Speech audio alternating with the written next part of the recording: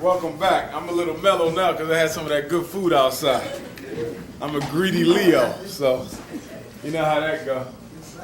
Well, my Leo's in the audience. Okay, we're going to talk about black male-female relationships. I think one of the most important things that you have to start out with when you deal with this topic is to recognize that you cannot divorce the relationships that occur between men and women from the relationships we have with each other in the community. Oftentimes, black male-female relationships are introspected in isolation. We don't look at it within context. You can't expect a happy, healthy black male-female relationship when you don't have a happy, healthy black community. In other words, you have issues between siblings. You have issues between neighbors. You have issues between neighborhoods. So we have to recognize that whenever you study the situations that affect black people, they have to be studied within the context of a community that feeds upon itself. Okay? How can I be in a happy, sustainable relationship with a queen if in fact I don't have a happy, sustainable relationship with myself, with my mother, my father, my brothers, my next door neighbors, people in my religion, people not in my religion? So because the black community itself is self-hating and self-destructive, the black male-female relationships follow the same format. It has to, because it's only a root of a much larger tree. Okay? And it's connected to all the other roots. It's a branch of a much larger tree, and it's connected to all the other branches. So ultimately, to fix black male-female relationships, we have to fix the relationship that exists in the black community with itself. You got to have unity in the community if you want to have unity between a man and a woman. In other words, the sisters ain't getting together. The brothers ain't getting together. I mean, sisterhood is at an all-time low. Brotherhood ain't doing too much better. Okay? We're just a little less emotional sometimes, because some of us can be more emotional than the queen sometimes. Okay? Talking about feminization, my goodness, we'll hold a grudge for a long time too, fellas. Okay? Now, here's the foundational problem with black male-female relationships. In order for us to improve the relationship, we're going to have to improve the health of the individual. In order to improve the relationship, you have to improve the health of the individual. If I'm depressed, if I'm anxious, if I have a lot of background information that I never dealt with in my life, I'm going to destroy that sister's life. Are y'all with me? It's no way that I can. It's impossible. You can't get water out of a rock. So if you take a brother who's not happy and put him in a relationship with a queen, he's going to disturb her happiness. He's going to undermine it. Same thing, you take a sister who has some relationship trauma, or a sister who's been victimized sexually, physically, verbally, you put in a relationship with a healthy brother who's happy, she can't support his happiness, she's going to undermine it. So we got to fix the individual first. The black community, in many respects, is like a walking, undiagnosed psychiatric ward. We have all types of psychological problems that have never been successfully dealt with. And the way we try to deal with our personal, emotional, psychological issues is to what? Ignore. Deny. Because we think since we can't see the problems that we have with ourselves, all we have to do is act like they don't exist. And if we act like they don't exist, we think they're not there. But the human mind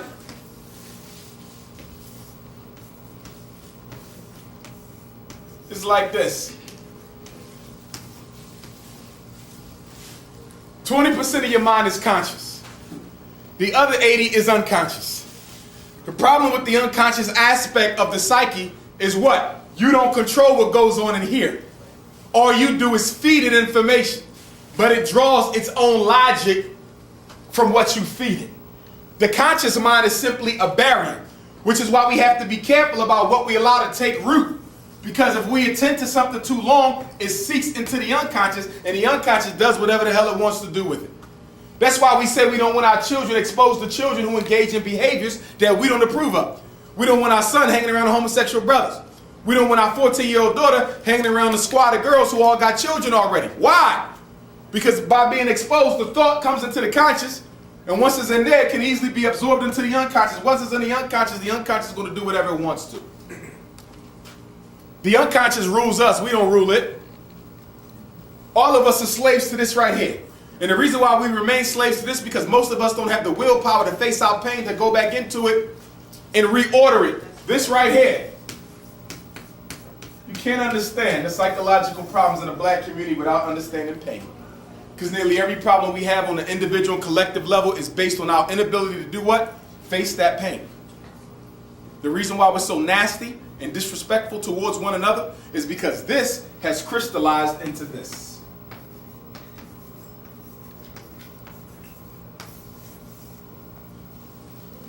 The resentment that ultimately develops as a result of having an issue that was not dealt with. That's right. My daughter, let's say I'm in a relationship, I get married, my wife wants nothing to do with my daughter, okay? My daughter comes to realize that she says things to her that she don't like, that pain that she has, and she see that her father's watching her suffer this pain as a result of this woman who wants nothing to do with it. We allow it to sit around too long, we don't deal with it, we try to ignore it, it crystallizes into the anger. Now she don't want to spend no time with me at all. She begins to curse me.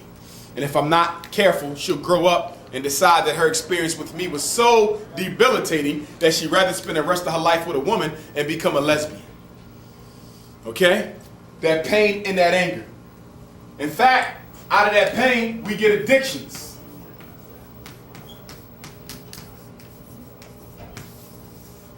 Addictions. What is an addiction? Okay? That's when you're constantly using some sort of what? Pacifier. Some sort of sedative. Some sort of distractor to keep you from dealing with this. And because you're reliant on that distractor, okay, you ultimately develop a habit of attachment with the substance or the person or whatever it is. And one of the biggest source of undiagnosed addictions in the black community is relationships themselves.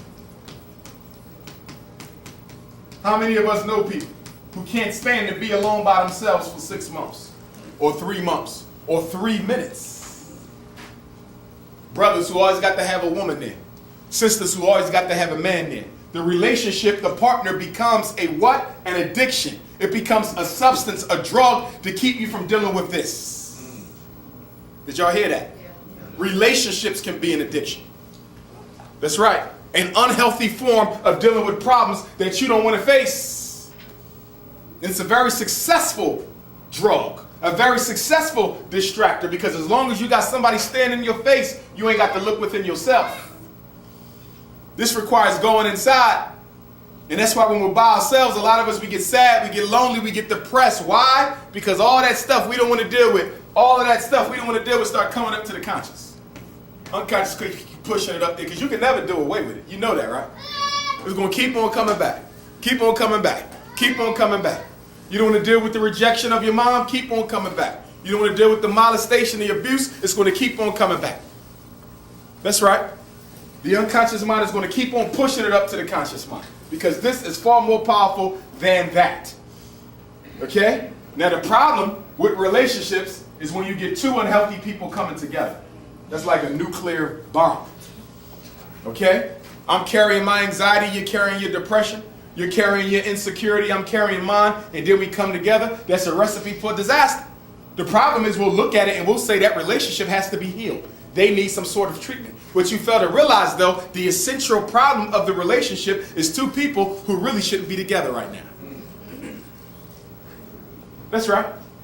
And sometimes the religious institutions feed the sickness, because when you come to them for pastoral counseling, whether it's the mosque, the temple, the church, it doesn't matter. You come to them for pastoral counseling, they want to do what? They're going to just try to force the two of you to somehow work this out through biblical doctrine.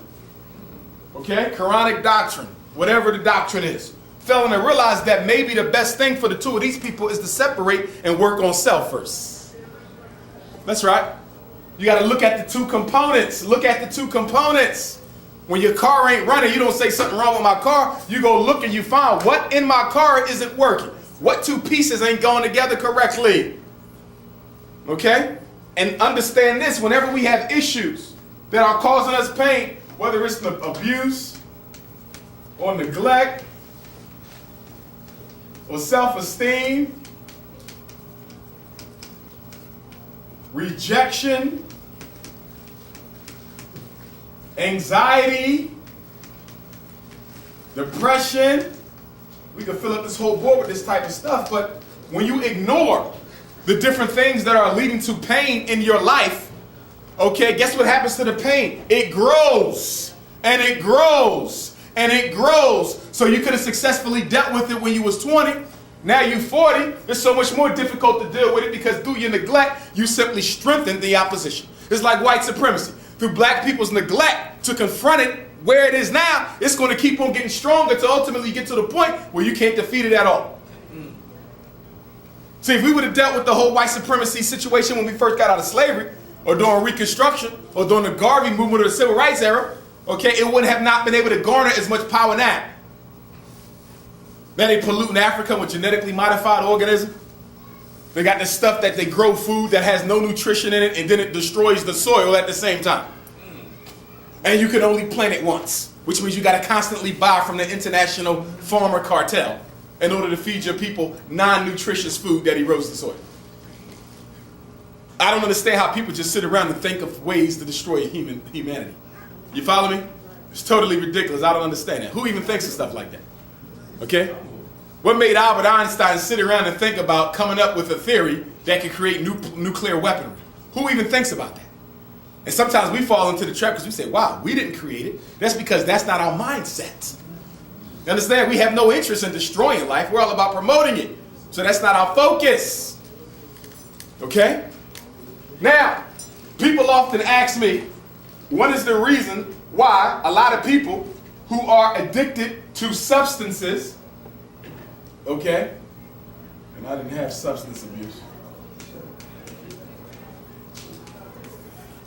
What's one of the reasons why people addicted to substances? A lot of them never get over the addiction.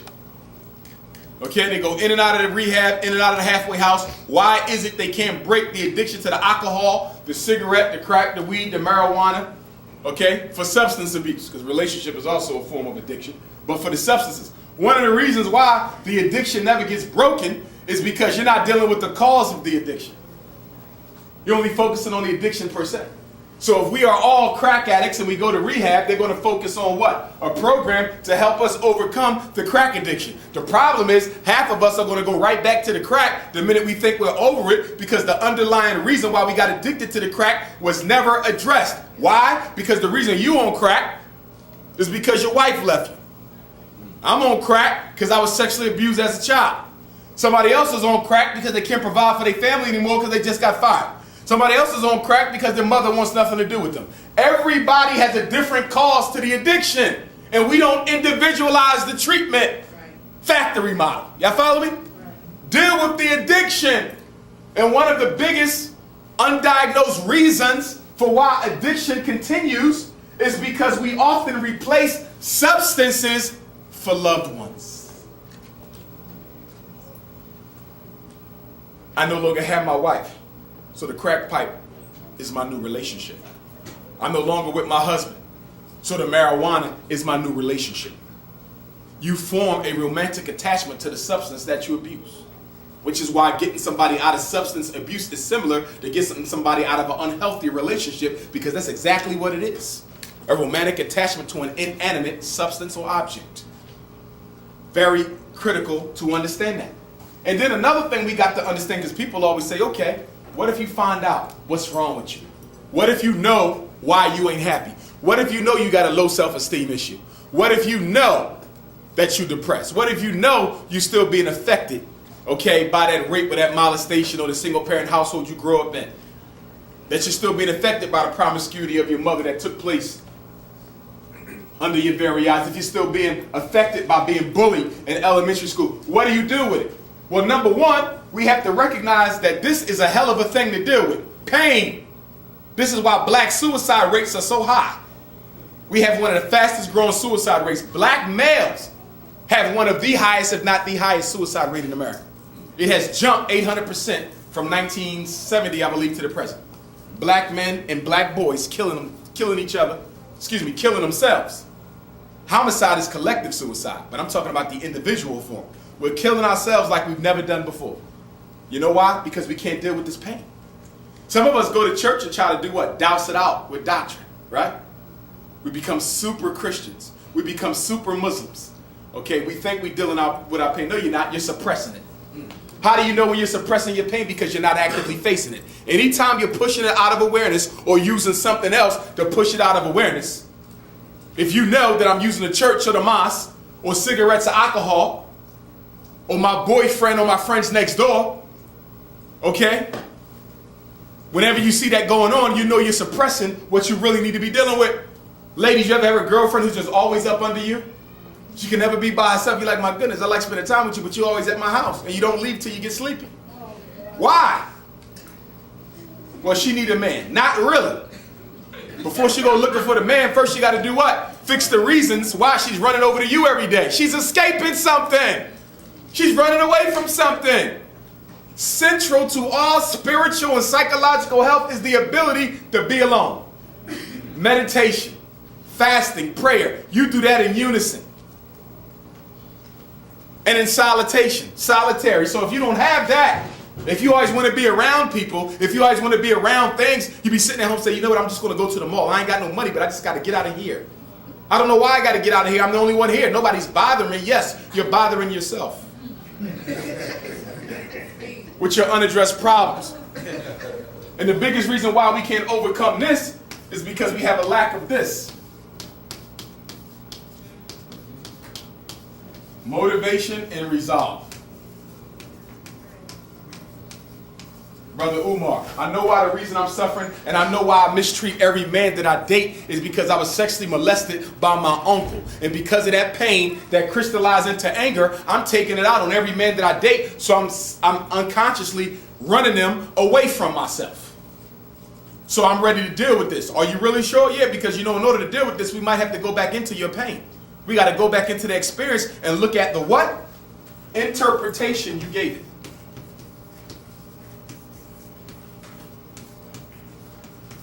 Everybody in here has heard the same. There's no such thing as actual reality. There's only the perception of reality. Okay? Let's say I was bullied in elementary school. He was bullied in elementary school. But he has a totally different interpretation of his bullying. I believe that the reason I was being bullied is because I'm inadequate as a male, and that I will never be adequate as a male, and that I'm going to be sentenced to a life of being beat up by other men. He simply interprets it as the inability to fight.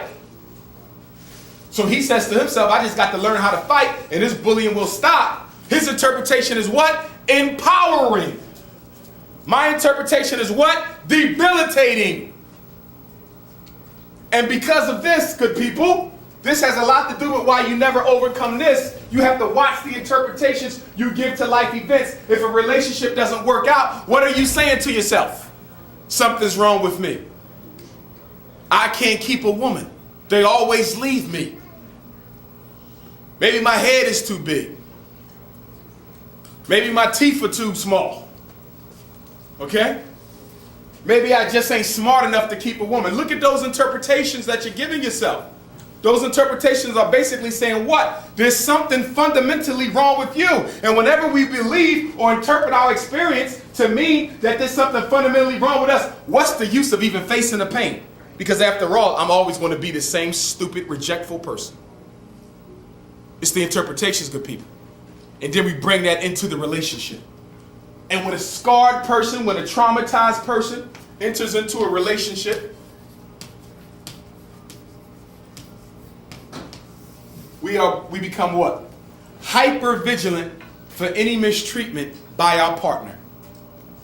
Hyper vigilant for any mistreatment by our partner. So we'll take a small disagreement like this, and what do? Blow it way out of proportion. It wasn't even major. You know why you did it? Because you're dragging all the baggage from your past into the present. You ain't judging me based on that disagreement we just had. You're judging me based on all the other disagreements you had in life, and you're projecting them onto me. In fact, you don't even have a relationship with me. You have a relationship with your own historical trauma. I just happen to be the object of displacement. Are y'all with me? You see? And that's why we gotta stop running into relationships, and we got to heal. You see? And another reason why we love the relationship so much is what? Because normally when you're in a relationship, there's going to be normally some sort of physical, romantic, sexual encounter. How does that play into the addiction? That plays into the addiction because in that romantic encounter, that's an intense form of intimacy. It gives you what you've been looking for years, but you really ain't got. It's just a symbol, but it ain't really there. Just like addiction. You smoke a cigarette, you get some alcohol, you go up, and then what? You crash. You make love to that partner, or what you think is love, you go up, you feel good. As soon as sex is over, you crash. And sisters, you feel worse after than you did before, even though you willingly went into it. That's an addiction. Are y'all with me? And now you're hating the person you was just with when you voluntarily did what you did. See? Responsibility is key to any mental health progress. You want to work on your personal issues, and we all got them. Every last one of us. But you got to be responsible enough. You cannot heal anything as long as you want to blame people. See that?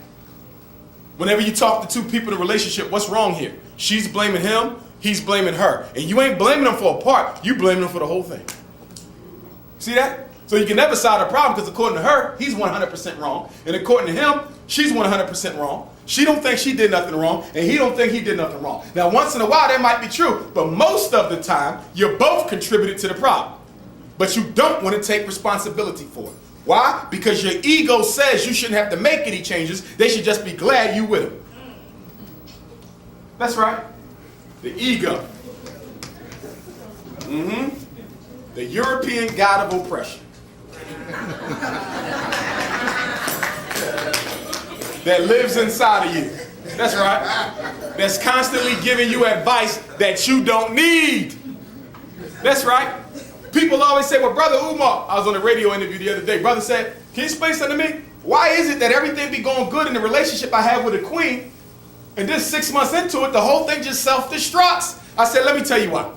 Because when we date each other, we're really not dating each other. We're dating each other's social self. That part of the personality that we want the person we want to see. And that other part of the personality, the shadow, we hide that for the first 6 months. Are y'all with me? I didn't date you at all. I'm simply dating this image that you projected to me. You ain't dating me. You're only dating the image I projected to you. So then when does the ego finally decide that it's tired of acting and wants to be itself? Normally, when it interprets that the relationship you're in is probably at a point where there ain't no turning back. And that's normally when what? Somebody gets pregnant, you move in together, you get engaged, or you get married. Some sort of what? Commitment. And once that commitment comes, once that obligation comes, once you interpret that what I'm in with this woman now is now at a point now where it's probably going to be permanent. Even if we ain't together, we still got this child. Even if we get a divorce, we were still married. I'm probably going to have to deal with her to some extent, some way, shape, or form. There's some sort of near permanent attachment. Once the ego feels it is in a situation that it can't get out of, you know what it does? It takes off its costume. It takes off its costume. That's right. And a lot of people disagree with me. They say, well, Brother Umar, I don't think you should be telling people that they need to live together before they get married because that ain't the way God wanted it. I said, but you got to realize, we are not 1,500 years ago. We are not 2,000 years ago. We are in the 21st century. We got a lot of sick people. Okay? And because we know that we go around lying to each other when we date, I think it is ridiculous. I cannot tell my daughter, don't you ever live with no man before you get married. Because guess what? The longer you spend with me, the quicker my ego is going to drop and the shadow going to reveal itself. Did you hear that? If I'm only dating you from 8 to 5 p.m. and I drop you off, and we do that for 2 years, you ain't never got to know me. That's been an act. But once you live with me, you understand it's going to be difficult for me to put on a show for 24 hours a day because this does not like faking. The ego likes being exactly what it is whenever it feels like doing it. But if all I got to do is spend a couple hours with you and go home, you'll never get to see my shadow. And then once we're in some sort of situation that appears to look like it might be permanent, a baby, engagement, cohabitation, or marriage, then the ego say, enough of this, I'm going to let my real self out. Mr. System say I was dating his brother Umar. He used to open a car door for me every time we went out for a date. So when we moved in, I had to start opening up his door. What happened? The ego finally woke. The shadow came on out. That other side you never met came out. Which is why I tell people I think it's unhealthy to really, really, really get married to somebody who you've never seen deal with stress. Did you hear that? Everything was perfect until now. Well, what did you expect? Life is not perfect. So if you've been dating him or her for 2 years and y'all never hit a rocky bump, maybe not with each other, but to experience him under his own personal stress or her under her own personal stress, you need to see that, because everybody in this auditorium, including me, has a shadow. That's right. You ain't looking for somebody to marry who ain't got no shadow, because if they ain't got no shadow at all, they're probably crazy. We all got one. The question is, can I deal with yours? And can you live with mine? Are you with me? You might date one sister, you say, you know what? I've seen that pain body wake up, and I don't like it, but I can tolerate that. It's short, it's sweet, it's quick, it don't last a long time. Another sister got a pain body, a shadow. When that thing wake up, I got to move out the house until she come back off of it. She start throwing stuff, cursing people out, don't want to see nobody the whole night. Because see, the pain body, and I'm going to talk about what that pain body is in a minute. Here's the thing, when you're dealing with somebody's shadow,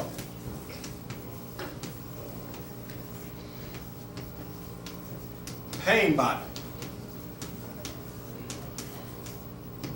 What is the pain body? It's like an auric shield around the body. It's the repository of all of your negative emotional experiences, especially with the opposite sex, and especially from the opposite sex parent as well. So every time you was cheated on, ladies, that experience gets logged into your pain body. Every time a woman takes advantage of you financially, gentlemen, that gets logged into your pain body. And it just sits and sits and sits until it gets activated. And once it gets activated, it's like you're a whole different person. It's the shadow. That's right. And the problem is most of us never have seen our partner's shadow until we're in too deep. That's why you keep hearing about folks getting married and getting divorced in 6 months. You're like, wait a minute, they dated for 10 years. It was perfect. It was perfect. And then they got married, now they divorced. How does a couple that been together for 10 years get divorced after 6 months of marriage? Because the ego felt what? Caged in. And when the ego feels caged in, it fights to get out the cage. And it normally begins fighting when what? Something happens in the relationship that activates the pain body and the shadow arises. How intense is your partner's pain body? How often is it activated? How long does it stay activated? You got to look for this when you date people. When they are under stress and that pain body gets activated, especially relationship stress, how often does the pain body wake up? Is it waking up once a week, once a day, once a year, once a month? How long does it stay activated? When her pain body wakes up, it only stays activated for 1 hour, and she cool. Or his pain body gets activated, he stays in that state for 30 days. Are y'all with me? See that? Can you live with it for that long? Most of us can't even make a decision of whether we can or not because we never saw it. All we seen was the social self. And then you got to ask yourself, how strong is it? This is major right here. Is it mild? A cute little pain body that gets nasty but it's cute? Is it moderate? You don't like it but you think you can tolerate it? Or is it severe? Is it violent, nasty? Does it erode your quality of life? This is the problem, y'all. Everybody's lying to each other. We sell each other to each other like a pair of sneakers. When you go to the sneaker store and you pick up a pair of sneakers, they tell you what? Everything that's good with it. They don't tell you that's going to mess up your arch. They don't tell you that it's going to start talking after 2 weeks. Are y'all with me? They're not going to tell you if you got fat feet, your feet going to start hurting in about 2 days. They don't tell you that. All they tell you is the good stuff. You go to a used car store. Same thing, right? It's a 2000 Mercedes Benz. Ain't nobody going to tell you that 50 of the parts been recalled. They're just going to tell you it's the Benz. See that? Selling your best self. Now here's the thing we got to do. We have to develop the courage to tell people what's wrong with us before they see it for themselves. And women looking at me like, are you crazy? Only 1 out of every 4 of us is going to get married. You want me to tell a guy who I like that I could be a nasty something when I don't get my way? You want me to tell him that? You want me to tell him that I want him to buy everything that I want, 50 pocketbooks, a whole bunch of high-heel shoes? You want me to tell him that I plan on cutting off my natural hair and getting a blonde wig? You want me to tell him that up front? You see? Fellas is like, you want me to tell that woman that I pass gas all through the night because I got some type of appetite problem, lactose intolerance. I fart all. I'm supposed to tell her that. As good as she look, you want me to tell her that now? Why can't I just sneak it in on her? You know why? Because it ain't gonna work. Are y'all with me? It ain't gonna work. It's amazing how we will fool ourselves into believing that we can get somebody to accept something that we know they probably not gonna like just because they've been with us for so long. And some of us fall into that trap. How many times have you met people say, well, you know what? I've been with him this long, I'm out just hanging in. And I'm looking at him like, you only 28 years old, acting like you 78. What do you mean you just gonna hang in there? So you really think you're gonna be able to put up with something that you don't like from your partner for 40 years? You really think so? Do you know why the divorce rate is so high? Because everybody got that unintelligent optimism that you have. Or we think we can change people. We really think we can do that. Fellas think we can change people because we make more money than them. We say, well, you know what? I make more money. I'm the breadwinner. I know she liked the quality of life, so she gonna start cooking because I want to eat. Okay? And then she don't, or she bring a whole bunch of TV dinners home. And now you mad at her because she not cooking, but she never cooked anyway. You see that? Or when you came over her house, she cooked once in a while, but that was just a front because that was only a visit. Y'all was never in a cohabiting situation. See? So before I get married, I'm going to cohabitate. I want to see what you look like in the morning when you wake up. I want to see what you look like at night, because women, y'all do so much to y'all physical that you can look totally different in the morning. Wake up and you don't even know that's the woman you was with last night. Like, eye color is different. Eyelashes is gone, teeth gone. Like, are you the same person we just went to TGI Fridays with last night? Because it seems to be different. You're not even the same height. False cheeks, false, all kind of stuff. Okay? The Slim Jim stomach thing y'all wrap around on you, then you take it out and it's like, you know? You don't know what you're getting. All right, you're riding the ladies a little too hard. See, with the fellas, it's hard to hide your physicalities when you're a fella. But don't get me wrong, though. Some fellas use the waist preserver. You feel me? But see, with the fellas, though, the ego, it's harder for us to hide ours than you. If a woman don't want a man to know what she really like, she can hold it a lot longer than we can. See, deep within our consciousness, that ego telling us, you are a man. Not only are you a man, you are the man. Are y'all with me? Okay? So I can do what I want because I am the man. You see? But here's the thing, y'all. When you really want to get serious about working on your personal issues, when you really want to do something to reduce the impact that shadow has on you, there's some psychologists, they were Europeans, but they came up with a nice system of looking at people's readiness for change. Readiness for change.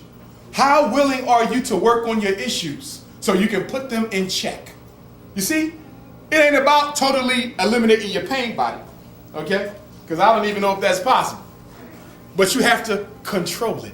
See, when you go into a tirade on me, that's your unconscious going into a tirade. Your conscious mind ain't got nothing to do with it. Are y'all with me? When somebody snaps out and curses you out, they didn't do that consciously. That was their unconscious. Which is why I tell black women, when a man puts his hands on you, you better get out that house as fast as you can. He will do it again. Domestic violence is an unconscious impulse. Can it be worked on? Of course. You got to make the unconscious conscious, but he has to be willing to work. And all you want to do is keep on forgiving and going back to the relationship with a man who's not interested in working on his domestic violence. And then you run into a man who what? Not only is he not interested in working on his domestic violence, but he believes it's manly to be violent. Did y'all hear that? It's part of the culture. You're supposed to slap your queen up. You're supposed to curse her out in public. You're supposed to go through her cell phone. That's right. Insecurity as a form of manhood. You see? So what are some of these stages? First of all, there's action, where we all think we at, right? Everybody's sitting here saying, you know what, this sounds kind of good. I think I'm going to go home and do a brainstorm list of all the things I need to work on, and I'm going to systematically get in touch with the pain, okay, that help cause a lot of these situations, because I'm going to do something about it. Okay? But the problem is most of us are not at the action stage. Some of us are at contemplation. This is where black people are political. You know what this is? This is when you're thinking about doing something, but you ain't did it yet. That's where we've been since 1865. We think we might want to get away from them, but we ain't sure. Are y'all with me? Okay? Then there's pre-contemplation.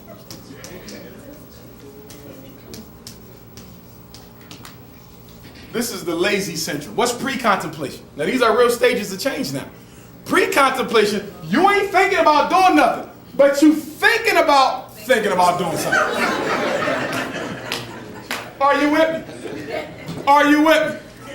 You thinking about it. You don't even want to put the energy into thinking, more or less action. Are y'all with me? So I'm thinking about whether I should start thinking about making a change. Lazy ass. Okay? Then you got anti-contemplation. Get my spelling right.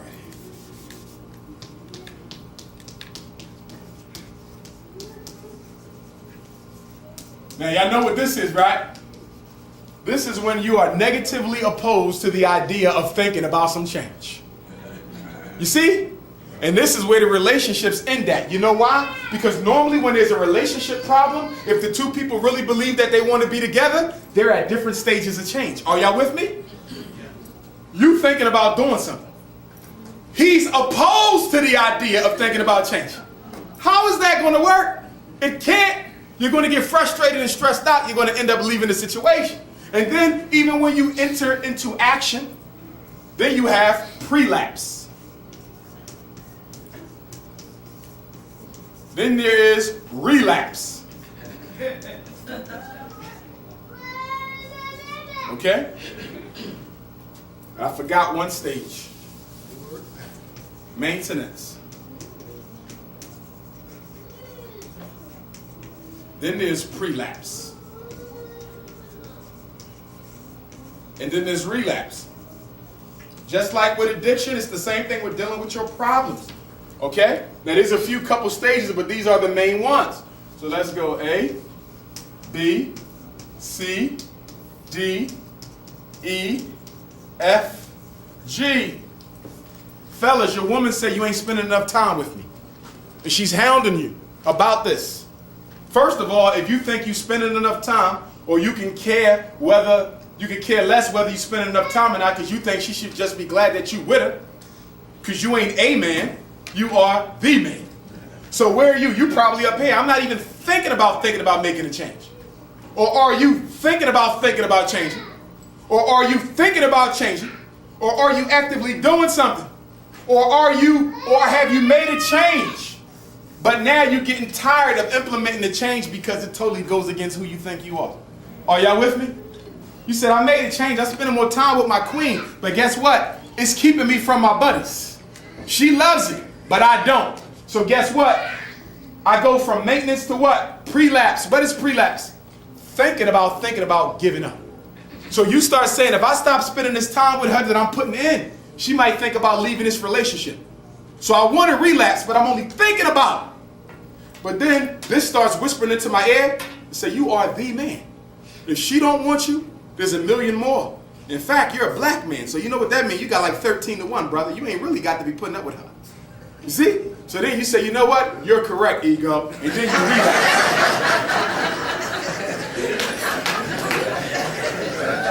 And then you relapse. See? When we say that we are talking to ourselves, we're really not. The ego is having a conversation with the self, because the ego ain't the self. That's right. The self is the soul. That's right. So that's why when you say, my mom was telling me to do something, but I didn't do it. So if your mom was telling you to do something and you didn't do it, the mind is other than you. The mind is the ego. You are the soul. And those are the contradictions that we all have within us. Who do you listen to? This or the God self? Y'all see that? Do you listen to the mind or do you listen to the God self? And the ego is ruled by what, y'all? Have you noticed that the ego is always dealing with problems in the future or problems in the past?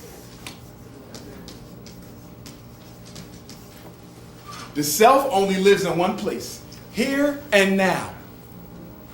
The self is only about this moment, the everlasting present. But the ego is all about what? Acquiring something. Or being what? Worried about losing something. All your problems are either over or you think they're about to hit you. But they ain't in this moment. Are y'all with me? They are all what? Projections of the mind. You're trying to solve a problem that ain't even got here yet. I know my wife gonna leave me in 2 years. She told you that? Nah, but I know it. So I'm gonna try to fix it before it happened. You's crazy. You see that? It's a mind projection. But you think you're there because you got the image in your mind? Or we try to go back into the past and fix something that happened. You can't do it. That's the reason why we constantly ruminate over bad experiences. Because what? If I think about this long enough, I can actually astral project myself back to it, fix it, and come back to the present. Now I'm going to tell you what's dangerous about this. And I ain't picking on nobody. But we got some brothers who really think they can do that.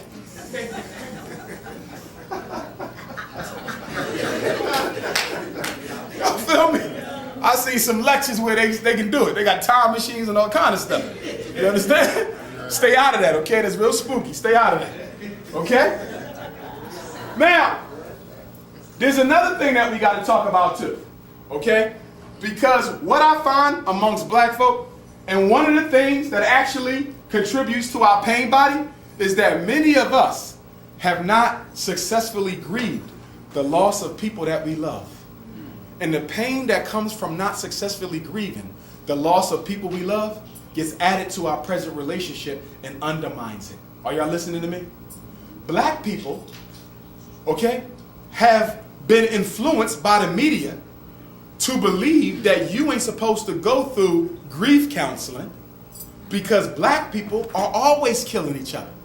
So because black people are always hurting each other, it should be normal for you to have to deal with it and get over with it.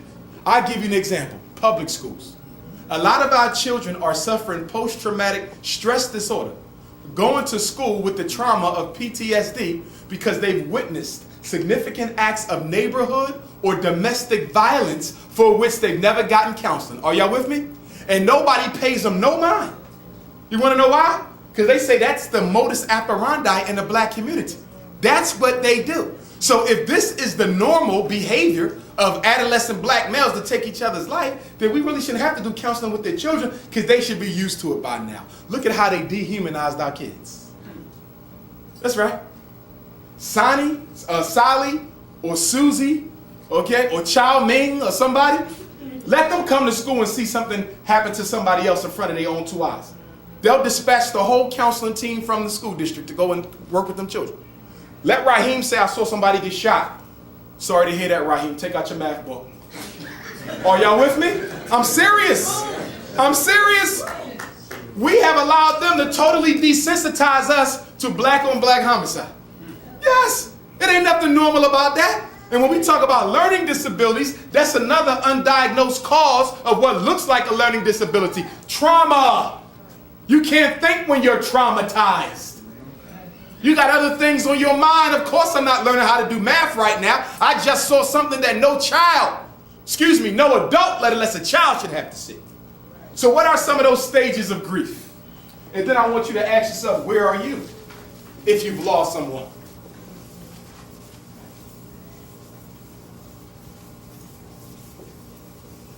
And I know we got a queen psychologist in here. You do grief counseling, good sister? I do. All right. So, if anybody, seriously, when we're done here today, get the queen. You got some cards? I have some cards. She got some cards. I have a lot to say, too. Okay, and she got a lot to say. All right? This is really resonating with me in a big way. All right, all right. So, first, when we go through something, shock, boom, mom and dad getting a divorce. Boom, my husband is cheating.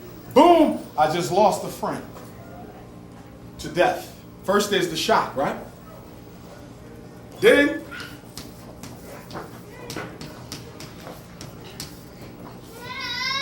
Denial. This ain't happening. This didn't happen. Anybody ever see Eddie Murphy, I think it was Raw, when he said that the brother cheated on his queen and she saw him, but he was able to talk her out of the fact that she just saw him with a woman. I saw you. Wasn't me. I said, wasn't me. Y'all know, maybe it wasn't you. Denial. Then what's the next stage? Bargaining.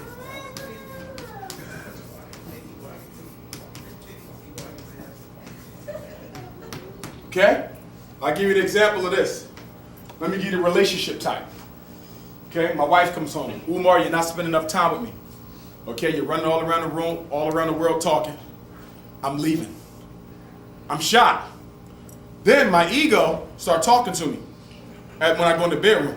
Who the hell she thinks she is? She can't leave you. She know who you is? You Umar Johnson. Excuse me. Right? You see? And then guess what? And fellas, y'all know I'm right.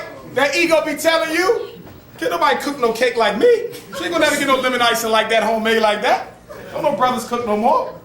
So then guess what? After you come out of that denial, that ego got you in denial, then you want to go back to your queen, right? Sweetheart, can we talk about this for a moment? I just want to take you out and talk about it.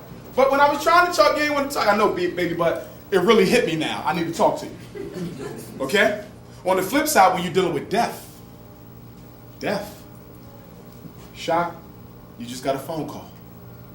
Denial, you don't want to believe it. Bargaining, you finally see that the truth is there, but now you want to bargain. Who do you normally bargain with? God or the person you lost? Lord, I didn't get a chance to apologize to my loved one before they left this world. Okay? They left and we was on negative terms. If you could just bring them back and let me apologize, I can deal with this better. But I can't deal with it like this. I'll never see them again and I never got a chance to say sorry. See that? That's where the bargaining comes. Or we bargain with the person, because sometimes we'll believe, our mind will make us believe that they left the world intentionally. Somebody you love got hit by a car, they died of a medical situation, and so now you're telling them, why don't you just come back? I know you can come back. Come on back. Let's make this right. Now, we know the conscious and the rational mind know that they're gone. You understand? But we don't want to accept that, because you have to accept something in order to deal with it, y'all. And one of the biggest problems in the black community, politically or spiritually, is we don't want to accept that the problem or the reality is there. Central problem with black America is what? We are in denial about who we are and where we fit in this society. And we've been in that denial since 1865. Are y'all with me? And this is why we can't do anything, because you're in denial. If you're still in denial over grief, you'll never be able to get to the resolution stage, because you won't even admit that the problem is there, that the relationship is over, that you lost that person that you love. And this ain't an easy thing. Dealing with death ain't easy, y'all. Child or adult. Which is why I really get upset when we don't get our children grief counseling. Y'all follow me? I got kids in my schools where I work, they done seen all kind of stuff. No counselor. And you know why we don't get them no counselor? It's because we afraid that once that baby start talking, all types of skeletons gonna come out our closet, and the next thing you know, they're gonna have child protective services at our house. So because of our own laundry, our children gotta suffer in silence. So y'all with me? I see it all the time. Nah, they can't talk to my baby. Well, why not? She lost her cousin, she lost her grandma. She need to process that. It's affecting her work. She's crying in the classroom. Nah, she can't do that. I don't deal with the white man. Okay, but guess what? The counselor's black. But she still can't talk to him, because you think a bone gonna come out her mouth about you. That's right. Because our children have been through so much because we don't take proper care of them. So you bargain with God, or you bargain with the person to come on back. And then ultimately you have to get here. This stage is a good stage. Why? Because once you accept, you can do something about it, right? But why is this also a bad stage? Because sometimes when you accept, you get hit with what? A deep depression. Y'all with me?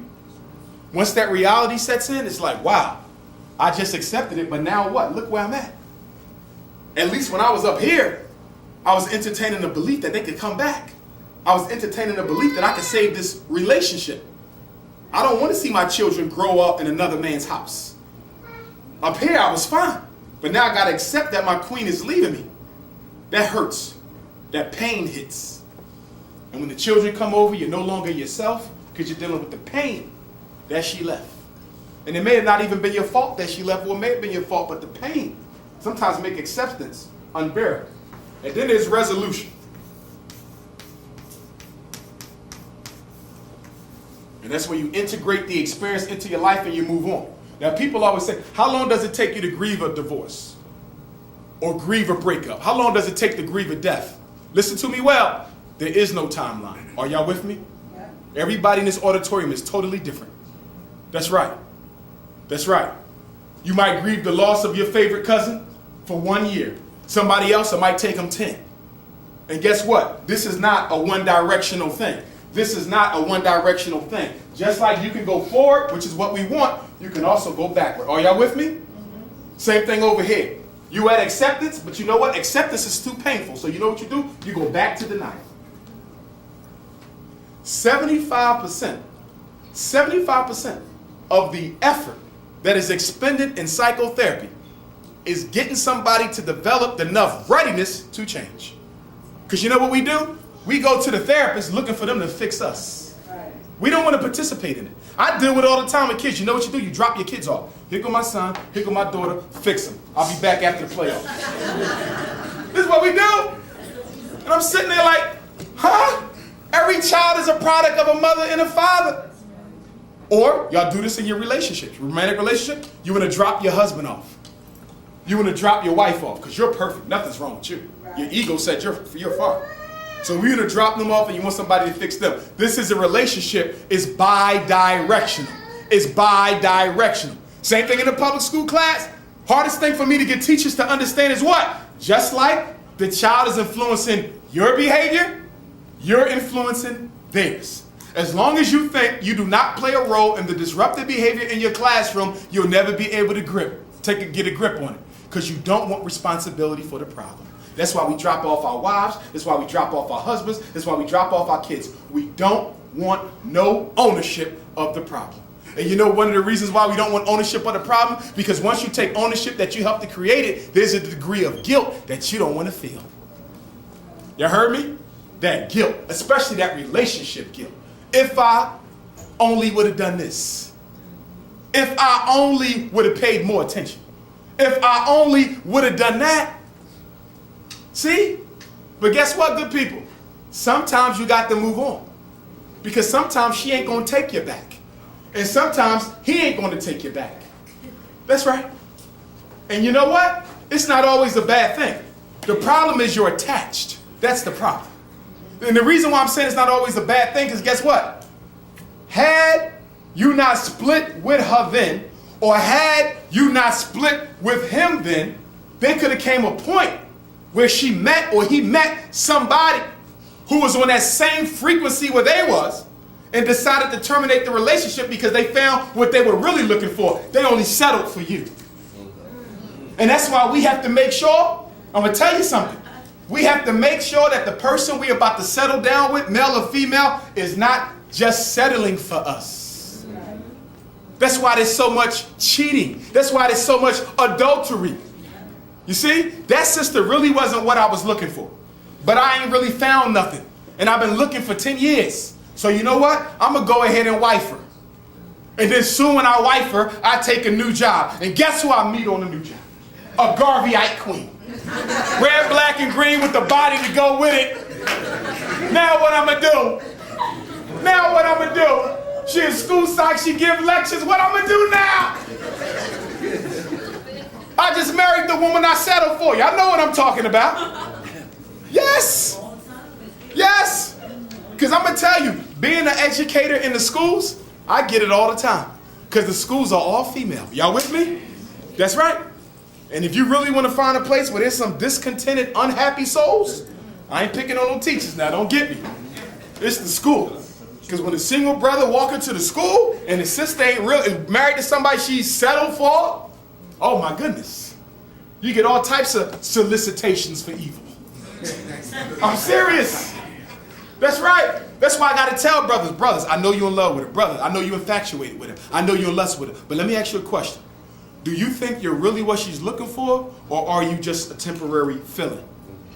Because if you a temporary fill-in, whether it's next year, 5 years from now, or 10 years from now, if she really finds what she's looking for, she's going to leave you. Ladies, it's the same thing. If you know he's just settling for you because he couldn't find nothing better, because he done already told you about all the horror stories he done had in relationships, okay? And you know that he don't really want me, but we get along okay, but I know I'm not his ideal. You got to ask yourself now, if that ideal comes walking, is he going to stay content and attached to you, or is he going to explore those fantasies? That's right. Settling is something. Settling is something. Especially for the women, y'all get hit with a little bit more. Why? Because black women realize that the likelihood of getting married is only about 25%. Okay? Only 1 out of 4 black women will get married in their lifetime, regardless of socioeconomic status. In fact, the higher your status, the lower your likelihood. You see? So when a sister get a brother who's really interested, he want to marry her, she like, you know, he really ain't my height, he really ain't my weight. You know, he really ain't got the teeth I like. Okay? He's lactose intolerant. You see? And you settle. You know how many women I've had tell me? I say, why did you marry him? Because I don't think y'all have anything in common. Y'all don't have the same values. Why did you marry him? Because he asked me. I'm serious. I get it all the time. Why did you marry? Because he asked me. Well, that's the only Look, Brother Umar, I don't know if I was ever going to get asked to be married again. I mean, it ain't like brothers is rushing out here to marry sisters when you got 13-1. Okay, y'all in the carnival. Okay? And the ride ain't stopped yet. You see? So a man gonna ask me to marry him, I'm gonna marry him. Women, don't do that. Listen to me, black woman. I know it's 1 to 13, okay? And it gets worse because every time you get a homosexual brother, a brother who go down, you know, a brother who's taken from us, you know, a deadbeat, whatever the situation is. But let's look at this for me. I want women to understand me because there's no need to be desperate. There's no need to be desperate. You want to know why? Because 5 of them are crazy.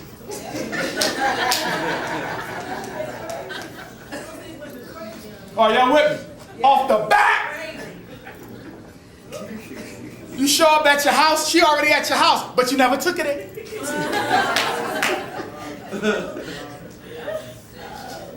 You get in your car to go to work, she's in the passenger seat, but she ain't got a key! That's right. You meet her, you take out, she say, we met before. We used to date before. You said, I never dated you before. Yes, in a past life. Oh, hell no. Okay. So 5 of them is great. 3 of them have no goals. They don't want nothing in life but your paycheck. Oh, y'all with me? I want women to see this because it's like, there's just so many of them. He just got his pick. It ain't much out there. It ain't much out there. Okay? So they go 8. What'd that leave us? 5? Okay. Then, who else? Kids. The kids? Nah, we love the kids though. We love the kids. I'll marry you if you got 20 of them, long as they're not bad. And they all got dental benefits. I'm playing. Long as they not bad. I don't care how many kids she got. You see? Because see me, I'm on a crusade to save black males, so she got 5 boys. Like we can ride. You follow me? I know how to cut hair. We cool. You know, we ain't got no problems. Okay, you got about 2 of them who are ruled by their girlfriends. You won't get no privacy from them. Every problem in a relationship gets discussed. Ladies, men tend to be a little bit more confidential than you. Okay? I know marriages to end will never take place during engagement because you like sharing stuff with people who ain't got no business knowing it. It's nobody's business.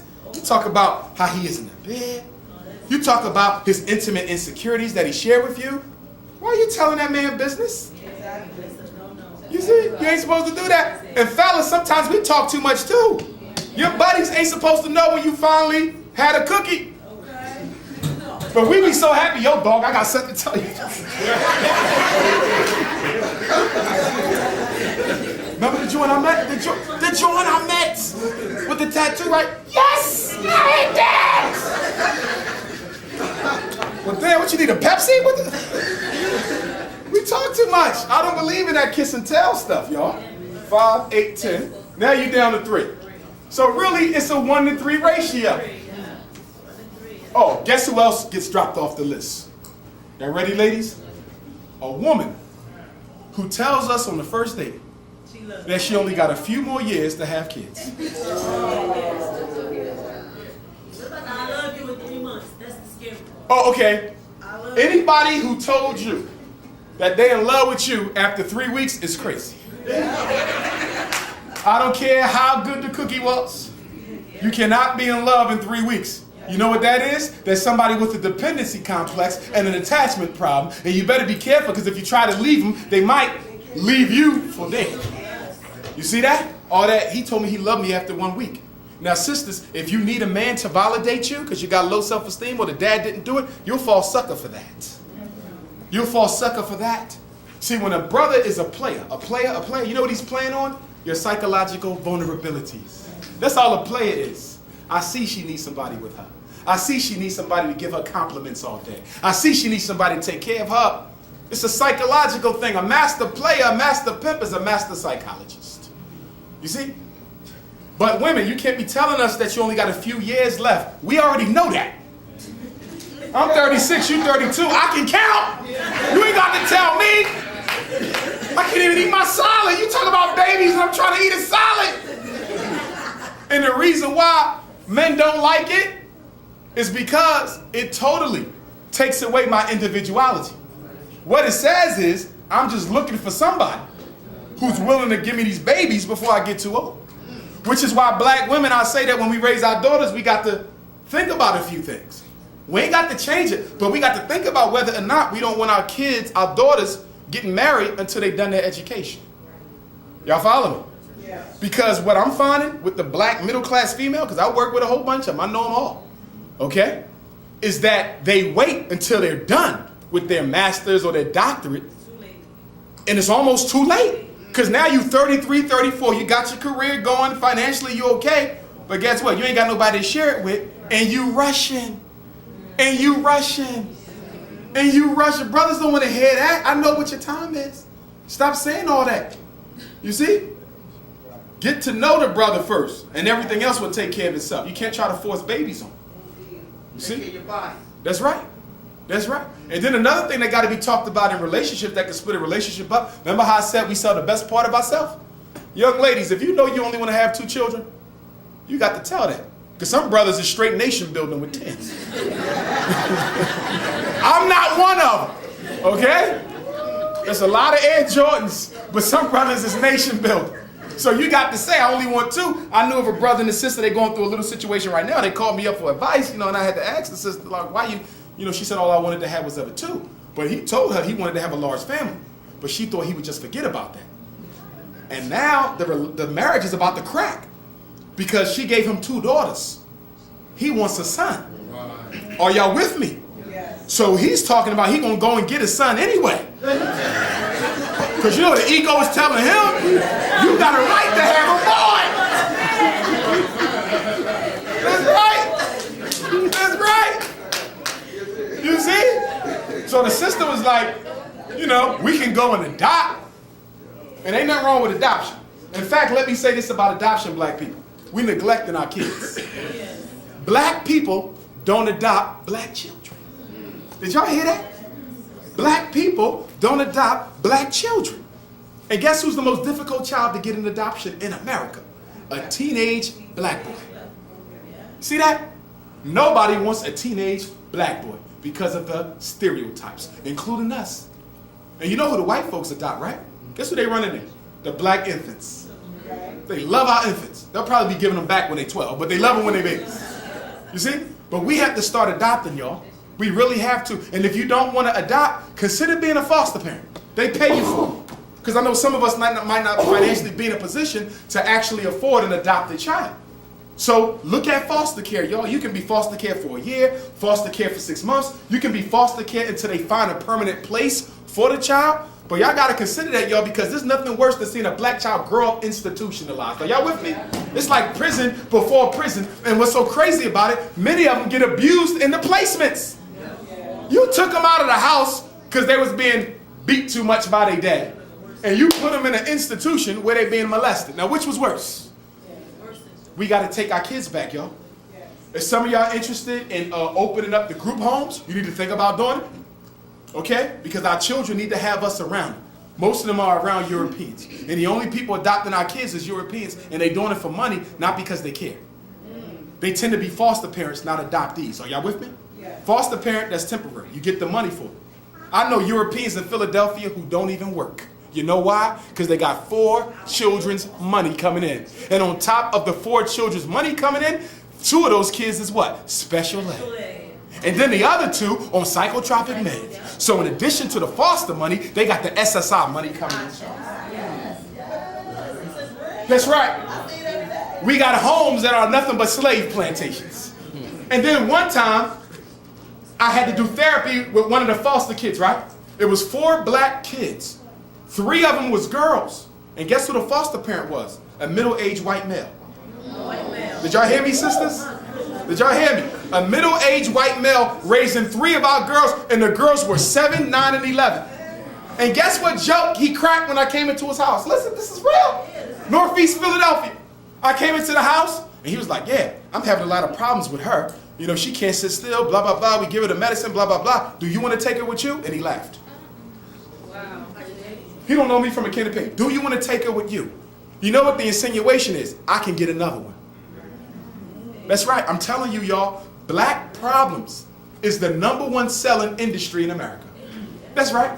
All you got to do is find a black problem, whether it's drug abuse, foster care kids, delinquent youth. That's right. A dirty neighborhood. All you got to do is find a black problem and pimp it from here to Easter Blip. And the problem is, the people who pimp our problems don't even help us in the interim. It's one thing to exploit me for $1. It's something else to exploit me and leave me right where you found me. And that's exactly what they're doing, y'all. That's exactly what they're doing. So, ladies, remember this. A desperate woman is never an attractive woman. A desperate man is never an attractive man. Brothers, we can be the same way. Just like ladies, you know, y'all start getting older, you say, well, am I losing my glamour, my glitch? Brothers do the same thing.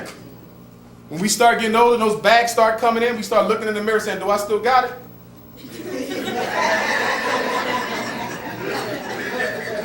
We do the same thing. You see? But we have to realize the reason why we get worried by getting older is because in European culture, elders are not valued. Only the young. When I be in Africa, the elders get so much respect, I almost want to advance my age by 30. Are y'all with me? I mean, everything stops when they walk into the room. Every last one of them treated like a king and a queen. When I was in Ethiopia, that's the way it was. When I was in Nigeria, Senegal, that's the way it was. When I was in Malawi, that was the way it was. In South Africa, they like us. They get kind of messed up, okay? But other places, that the way they treat the elders, you don't have a problem gracefully getting older. They don't call the cops. And we got a bad habit of doing what? Throwing our parents out the house. The old folks' home is a European invention. You don't find it in traditional African society. You can hardly find it in some of the modern ones now. But they catching up. But because the European is telling them, you don't have to have your mom there till she dies. You know you can put her in the house. And I'm not saying it's not sometimes where you might have to put your parent in a home, because many of them may have illnesses that you are not present enough to actually take care of them. So I don't want people saying, my mom is, do I shut up? No, everybody's situation is different. We're just looking at the general trend of black people to get rid of their parents once they get old. And guess what? That destroys marriages too. And that's why you have to think long term. We have a bad problem when we start dating and getting married. All we look at is the next 5 years. We don't look at nothing else.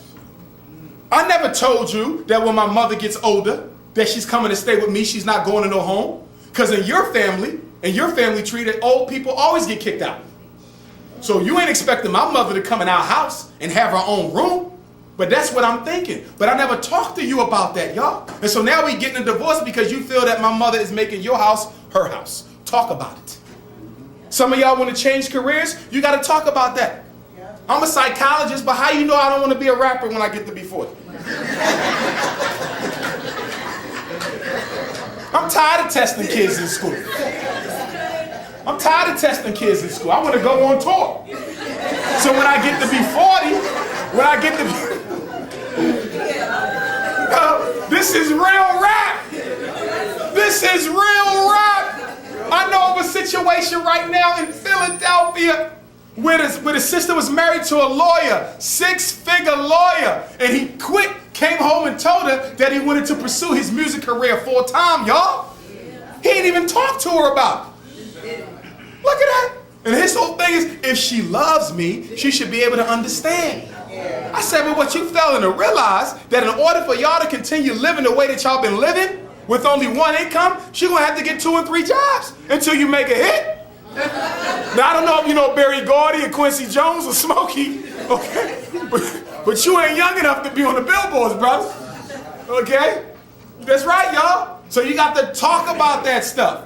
Where you expect to be living, you got to talk about that stuff. Some of us don't even talk about the type of house we want to live in till we get married. You wait till you get married, and there's the brother saying he want to live in the suburbs. And the sister saying, I'm grassroots, I'm Garvey, I got to stay somewhere near the hood now. You see that? And now y'all about to get a divorce because his whole idea of success was to live like white people. But he never told you, and you never asked. You'd be surprised. And then we always say, don't worry about the small stuff. But what you fail to realize, you keep stacking up one sheet of paper on top of another sheet of paper.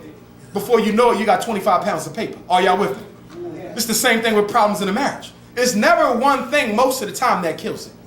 It's never one thing most of the time that kills it. It's a conglomerate of a whole bunch of little pinches. A conglomerate of a whole bunch of little pinches. And the biggest reason for relationship failure in the black community is what? We are too damn selfish. When you get married, you're supposed to be what? Expecting to become one full whole with that other person. In order to do that, you got to give up some of what you used to do to make this a unit. Oneness. But you know what our problem is? We going into the marriage thinking we Jay-Z and Beyonce. Oh, y'all with me? I'm going to keep on doing what I've been doing.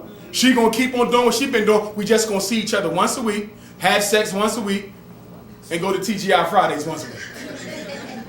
You follow me? And then we going to front with the veggie meal on Saturday. You feel me? You feel me? You ain't famous. Those people get married so they can keep their pictures in the paper to keep their sales up. Those are marriages of convenience for political and entertainment reasons. That ain't you. That ain't you. I got to drop some of what I was doing. You got to drop some of what you're doing. And guess who you got to drop a lot of, ladies and gentlemen? Your crew. That's right. See, some of y'all love your crew more than you love your husband. You love your crew more than you love your wife. That's right. I don't want to come home and see your girlfriends all up in my couch, messing up the shape of the couch. You see that? Your queen don't want to see your buddies always up in the house every day that y'all come home. Who you married to? How it is? That's right, you got to sacrifice. And most of us never even think of the word sacrifice before we get married. That's why the marriage goes downhill as soon as the commitment supposedly comes. Because we're like, I'm really not ready for this. I'm really not. I'm not ready for this. You mean to tell me that when I get paid, I got to come home and sit down with you and work out a budget to pay bills? Before I got with you, I could spend my money on whatever I want, whatever I wanted. I live with my mama couch. You see? And now with you, we got to do a budget. And that budget can be crazy, y'all. I suggest that you do an imaginary budget before you get married based on the income you make right now. That's right. Because you know where we disagree? Guess where we disagree? Over how much money each of us should be saving. Did y'all hear that? That's right. There's nothing worse than a brother who lives for the moment and a sister who's living for retirement. There's nothing worse than a sister who's living for the moment and a brother who's living for retirement. She said, I think you need to put $400 of your take-home pay to the side. And he looking like you crazy. You see? And the reason why, the sister looking at retirement, but the brother living for the next day, you got to talk about that. You got to talk about that. You got to talk about how you're going to raise the children, especially if you have two different religions. And that's another thing, black women. If you want to be evenly, what y'all call it, evenly yoked, egg yolk, right? If you want to be evenly yoked, I respect you. But all I'm saying is that I don't think you need to be doing anything to intentionally erode possibilities for marriage. Good possibility. Not anybody, but a good possibility. See, me, my wife doesn't have to be of my religion. I don't see a need for that. Okay? I see a need for a relationship with the Creator. I see a need for a spiritual base. I don't see a need for her to run around with the same book that I got. Are y'all with me? Yeah. But some of us have been taught through religion, because religion teaches doctrine first. If you're Pan-Africanist, you're race first. As a Garveyite, I'm race first. It's about what's in the best interest of the race. What's in the best interest of the race is for us to get married. Not for you to find a Christian or for me to find a this or somebody else to find a Muslim. That's not necessary. So I'm asking sisters to just consider that as possibly something that you don't necessarily need to be committing yourself to, a brother of the same faith. Because a brother of the same faith can make you miserable. You follow me? He isn't necessarily the best pick because he had the same faith. Because you know what happens? Y'all get married, he get introduced to some new religion from Mars, and now he converted. I've seen it. Some of y'all seen it. Some of y'all seen it. Both of them was Muslim. He ran into some new stuff. He didn't join David Koresh group. And now you want to get a divorce. It's a superficial label. I don't care about a superficial label. What good is that? Then you got to talk about how much money you're going to put aside for the kids' college. You got to talk about how much money you're going to put aside for life insurance, death insurance, and all that other stuff. Because you know what I find? A paranoid person spends too much money on insurance. I know people who got 10 types of life insurance. When you're dead, you're dead. When you're dead, you're dead. 3 different car insurances. And then what happens is when you pass away, the white man comes and says, we don't know if we can pay you for this because we don't pay for homicides. Or we don't pay for deaths when the person had medicine that they didn't want to take. And that ain't hitting you like, I've been paying on this since we was married 30, 40, 50 years ago. And you telling me I don't get no payment because of the circumstances of the death. And y'all better be careful with that, because I used to work for an insurance company. When I was in college, we had to do telemarketing, insurance by phone. The insurance, it's a scam. There's a whole list of things that don't cover. They used to train us. There was a whole list of things. They say, don't talk about this because this stuff is not covered. But I'm like, wait a minute. You mean to tell me I got to try to influence people to buy this? When I know if they knew that this wasn't covered, they wouldn't take it. They say, yep, that's the way it works. So please be careful, y'all. Please be careful. You do want to put some money aside for your children, for your loved ones, but don't be trying to buy a $1 billion future after you're gone, because you don't control none of that. Okay? In conclusion, and then I'll take some questions, I want to say this. We have to build more successful relationships between men and women. We absolutely have to. The foundation of a community is based on the success of male-female relationships. But I'm asking that we work on ourselves, myself included, dig into that pain body, dig into that shadow, dig into all those secret recesses of your mind and unconscious that you don't like dealing with, that you keep on repressing. Because if you're able to face that pain and reorder your interpretations, which are the main reason why you're suffering in the first place, you'll do your relationship